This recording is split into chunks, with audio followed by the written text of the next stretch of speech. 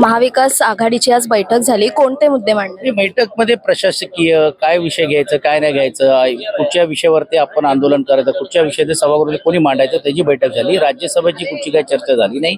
राज्यसभेची चर्चा त्यांची परस्पर झाली असं तर मला माहित नाही। आणि विशेषतः हा विषय काय आमदारांच्या समोर नाही, ठराविक काही नेते त्याच्याबद्दल बसतील आणि 1-2 दिवसांमध्ये त्याचा सोक्षमोक्ष होईल। शरद पवार पुन्हा राज्यसभेत यावेत अशी अनेकांची इच्छा आहे आणि यावरून आता प्रत्येकांची अपेक्षा इच्छा असू शकते। आम्ही नैतिकच्या आधारावरती आमच्या नेत्यांनी तो दावा ठेवलेला आहे। याचा अर्थ तो दावावरती आम्ही आहोत कायमच आहोत अशातला भाग नाही। कारण मुळामध्ये जर बघितलं असेल लोकसंख्या जी आमदारांची संख्याच्या बळावरती या गोष्टी होतात आणि रोटेशन प्रमाणे ती भूमिका आमची आहे। मला असं वाटते आघाडीतले सर्व ठराविक नेते मंडळी बसतील आणि निर्णय घेतील। महाविकास आघाडीत यावरून धुसफूस सुरू आहे। अजिबात नाही। महायुतीमध्ये सांगा ना त्यांनी कुठची नावं दिली आहेत का, तर असं शेवटपर्यंत ही चर्चा असते, धुसफूस तर तर आपल्यासोबत होते आमदार सचिन अहिर, कॅमेरा पर्सन असीम सह मी संचारी आकेरकर, टाइम महाराष्ट्र, मुंबई।